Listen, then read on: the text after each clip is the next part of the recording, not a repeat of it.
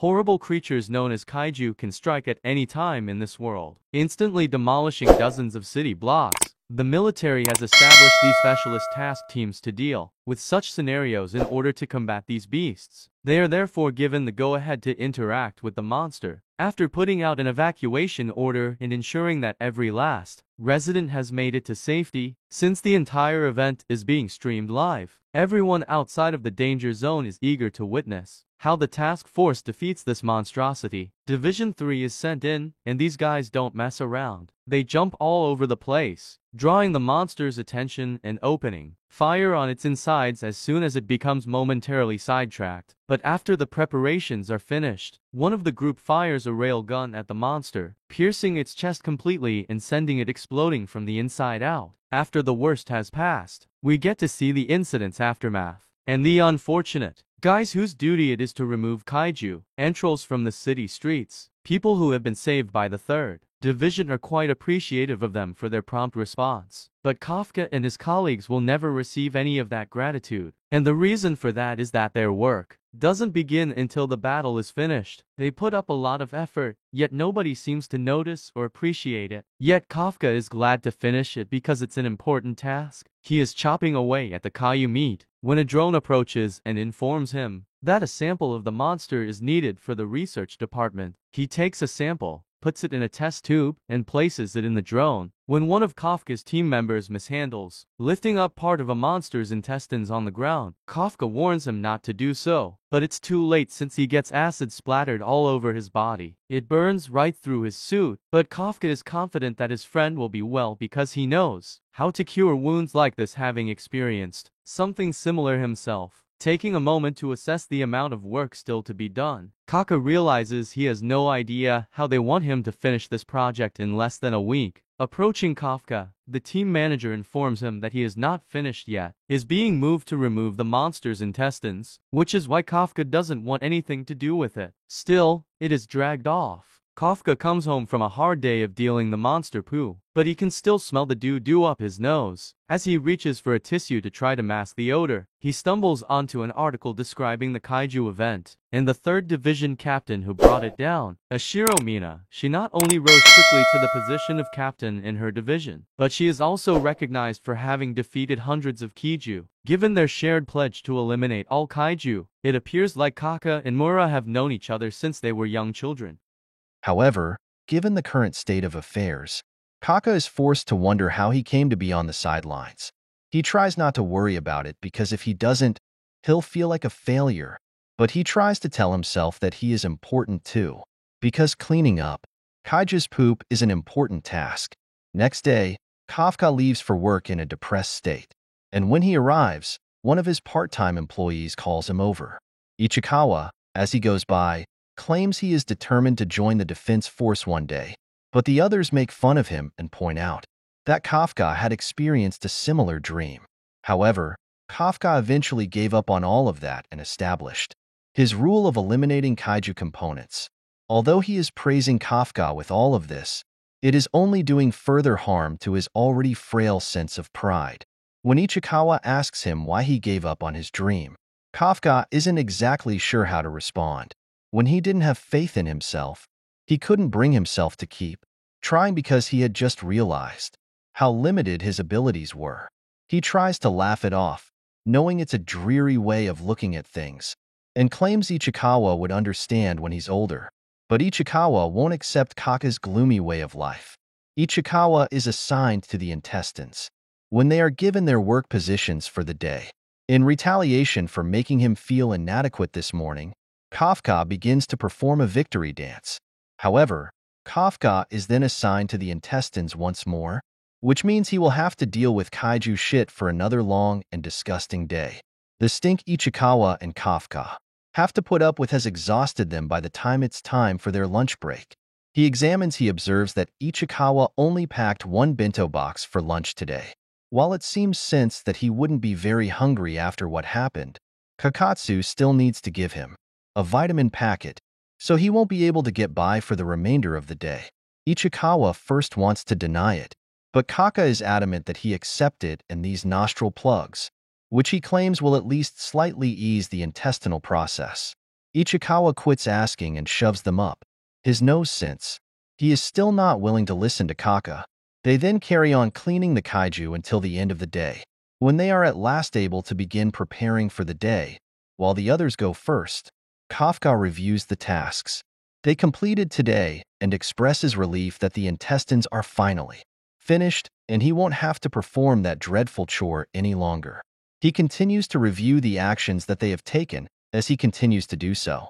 After having nose plugs put up his nose, Ichikawa approaches him from behind. Kafka jokes that he's coming back for retribution, but Ichikawa is really appreciative of everything Kafka done to aid him. Ichikawa wishes to express his gratitude for his kindness, which allowed him to survive an entire day on the intestines. All he could say was that, but as he turns to leave, he stops and tells Kafka that he now meets the eligibility requirements because the Defense Forces recruiting age restriction has been lifted to 33 due to a decline in birth rates.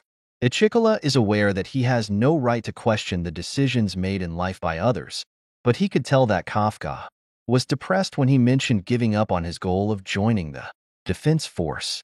That being said, Ichikawa can choose to disregard what he just told Kafka and carry on with his life as usual because he doesn't give a damn about what the man does. Despite the fact that they had just recently met, Kafka thanks Ichikawa for watching out for him. However, when Ichikawa turns to answer, this shithead leaps up from the earth to stomp on him. But Kafka somehow closes the gap in less than a second and pushes Ichikawa aside before we can lose him to the monster. Ichikawa is shocked by the trick Kafka managed to pull off, but the monster attacks again and Kafka had to push him aside, so they aren't quite out of the woods yet. He screams at Ichikawa to get out of here quick, so he can get the defense courts to come deal with this, but Ichikawa won't leave him alone to deal with such a monster alone. Kafka doesn't believe he has what it takes to defeat the beast on his own. However, he is also aware that Ichikawa's presence is completely ineffective. Since he still has an ambition of entering the defense courts and is still young, he cannot allow himself to be killed in this manner. Though Ichikawa dislikes it, he is forced to leave Kafka behind. As he runs away, Kafka diverts the kaiju's attention in another area. When it starts to pursue him, Kafka runs for his life and moves quite effectively for someone who gave up on his goals. He believes he can utilize a doorway inside a building to get away from the kaiju, so he dashes inside while it is trapped at the door, gaining some much-needed distance, and bolt out of there by jumping through a window. This causes him to relive his childhood in a flash. Shortly after a kaiju strike decimated his hometown, he was angry that he had misplaced his holographic Charizard Pokemon card amidst the pandemonium. Even though both his and Mina's homes and school had been destroyed, Mina was saddened by the death of her beloved cat. After they both made the decision to join the defense force and become officers, Kafka created a contest to determine which of them could become the most stylish officer. The winner would then work with the other to destroy kaiju.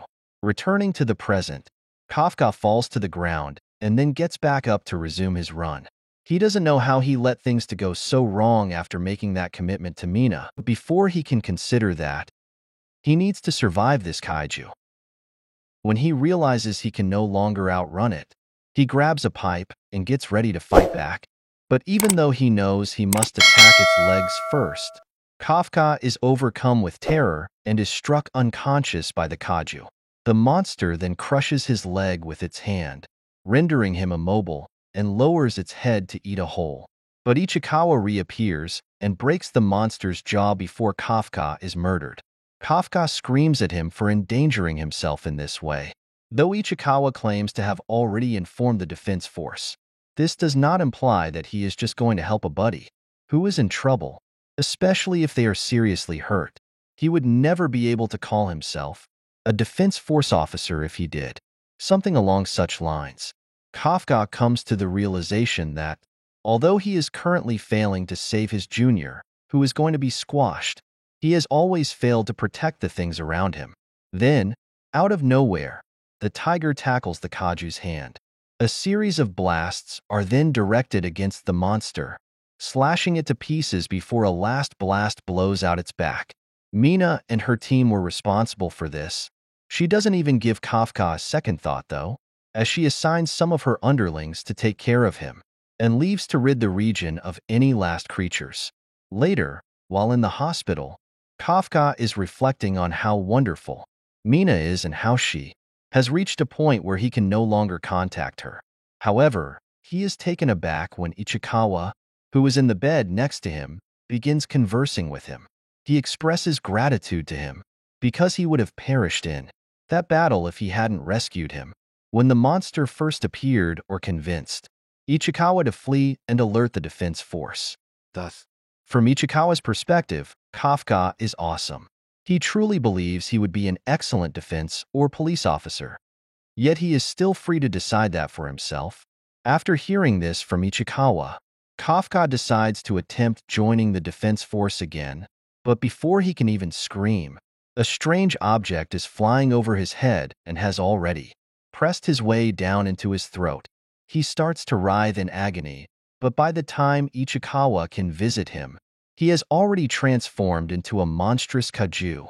Though Kafka begs Ichikawa to calm down because he is still the same guy inside, they are both shocked to see that he is transformed in appearance. This old man, though, doesn't seem to care and phones the defense force right away to have Kafka killed. In another scene, Mina is reliving the times she used to spend with Kafka practicing her kaiju slaying techniques. The idea of having to battle something several times larger than herself terrified her, but Kafka told her that he would be there to support her every step of the way. But that was an absolute untruth.